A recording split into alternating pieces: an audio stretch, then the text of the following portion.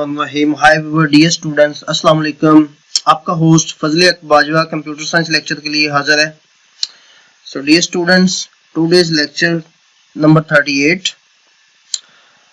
Dear students, lecture start करने से पहले दूसरी पढ़ेंगे। अल्लाहुम्मा सल्ली अला मुहम्मद व अला आलि मुहम्मदिन कमा सल्लैता अला इब्राहीम व अला आलि इब्राहीम इन्नका हमीदुम मजीद। अल्लाहुम्मा बारिक अला मुहम्मदिन व अला आलि मुहम्मदिन कमा बारकता अला इब्राहीम व अला आलि इब्राहीम इन्नका हमीदुम मजीद। Dear students, hope that you will be fine. Today's topic is just we will discuss about in some points, like you can say synonym, homonym, mutual exclusive of data, redundancy, and types of anomalies. So dear students, topic start करते हैं। What do you know about synonym? आमतौर पे आपने synonym के बारे में पढ़ा होगा ऑलरेडी कि ए हम मीनिंग वर्डिंग के अंदर जो है इसको लेके आते हैं, यानी कि इसके हम मीनिंग जो वर्ड है वो बनते हैं, जिसको हम साइनोनिम का नाम देते हैं। हम मानी उसको आप कह सकते हैं उर्दू में। इसकी डेफिनेशन को पढ़ेंगे। A synonym is a type of problem in the relation that occurs when two different names are used for the same attribute. Means that कि दो सेम नेम आप यूज कर रहे हैं, दो सेम नेम जो है डिफरेंट नेम जो है वो सेम एट्रीब्यूट के लिए यूज कर रहे हैं, यानी कि दो सेम नेम एक एट्रीब्यूट के लिए आप यूज कर रहे हैं। Like you can say item है, सप्लायर है, item number, item weight, supplier code, supplier ID, supplier name. अब देखें इनमें कौन सा दोनों में कॉमन है।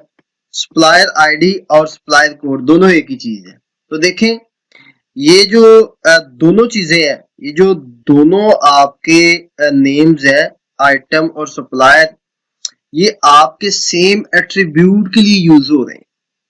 The name of attribute must be same if it exist in two और मोर रिलेशन। दो या दो से ज्यादा रिलेशन के अंदर यूज होते हैं, यूज हो सकते हैं। ये देखें, एक ये है और एक ये है, दो रिलेशन के अंदर, यानी कि आइटम और सप्लाई ये दो आपस में रिलेशन है, उन दोनों के अंदर सेम यूज हो रहा है। बात की समझ आ गई।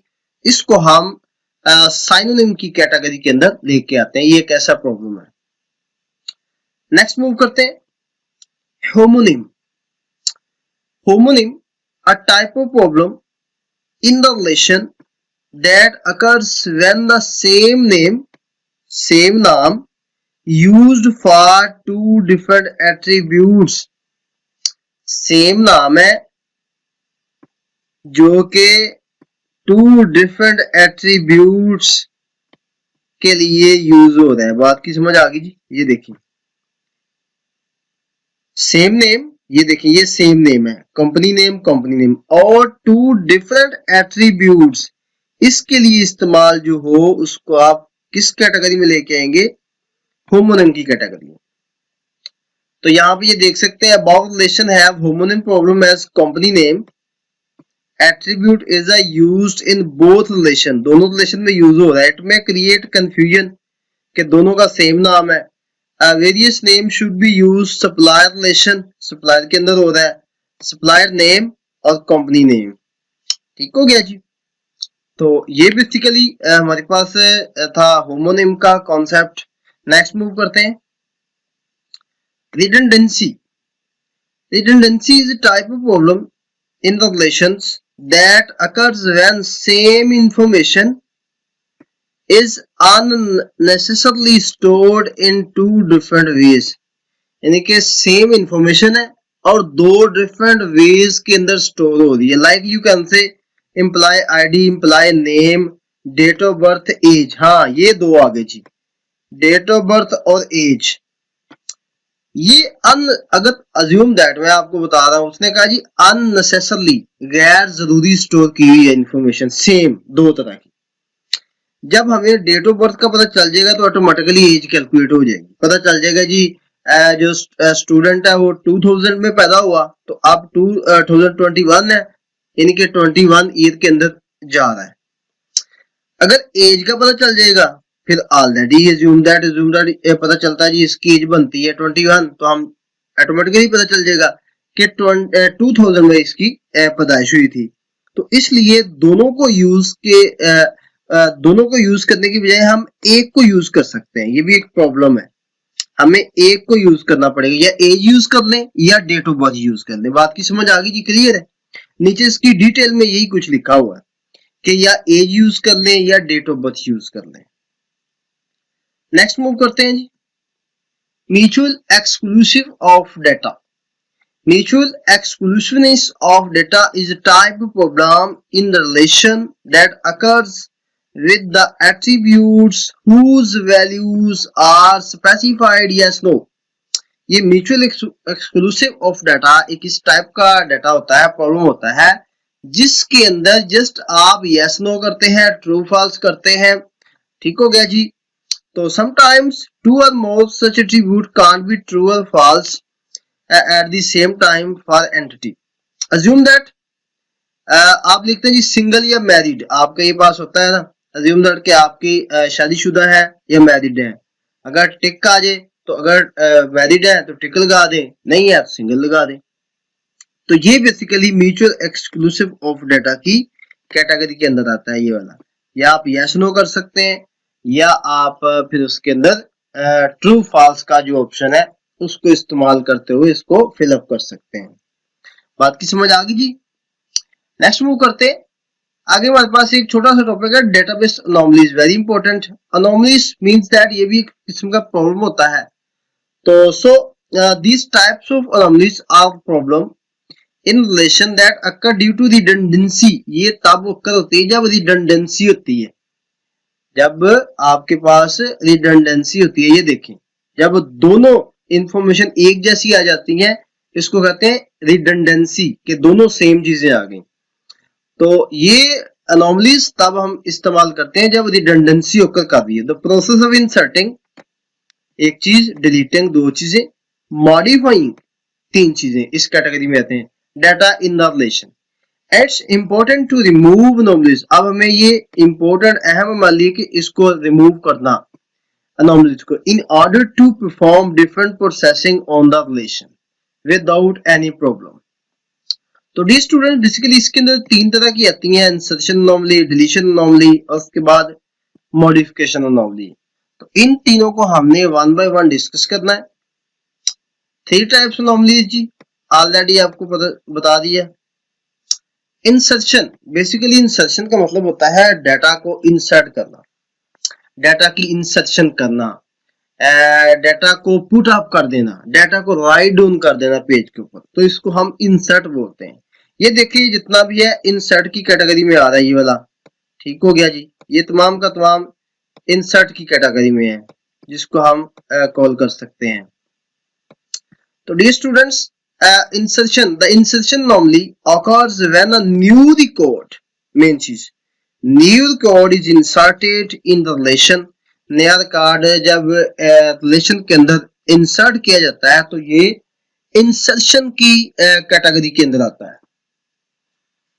So dear students, in this anomaly user can't insert a fact about entity until he has additional fact about another entity।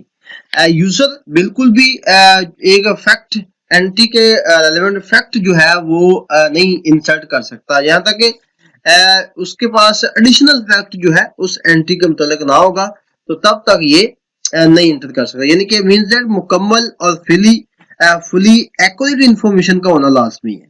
बात की समझ आ गई? तो इसको हम बेसिकली डाटा को इंसर्शन करना, डाटा को इंसर्ट करना, डाटा को एंटर करना, राइट डाउन करना means that insertion anomaly. Next is deletion. Deletion anomaly means that deletion means delete data. That deletion anomaly occurs when the record is deleted, जब record delete किया जाता है relation से तो इसका मतलब होता है deletion anomaly. In this anomaly the deletion of fact about an entity, एक फैक्ट होता है एंटिटी के मुतालिक, automatically delete the fact of another entity, automatically जो फैक्ट है उसको डिलीट किया जाता है। जो भी डबलिंग होती है जब उसको डिलीट किया जाता है तो वो डिलीटिंग अनोमली के अंदर आता है। फॉर एग्जांपल ये 2 दफा है तो हम इसको डिलीट कर देते हैं, तो ये हमारा डिलीशन अनोमली की कैटेगरी के अंदर ऑकर करेगा। बात की समझ आ गई जी।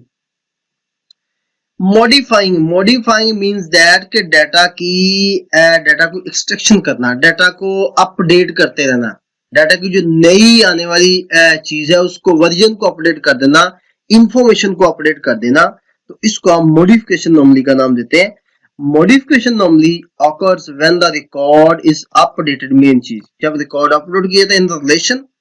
In this anomaly, the modification is value specific attribute required modify all record which that value occurs। देखें हमारे पास एक रिकॉर्ड हम मैच का लिखते हैं किसी प्लेयर का, अज्यूम दैट उसके लास्ट 50 मैचेस के अंदर उसने बॉलर है उसने 30 विकेट्स ली हैं।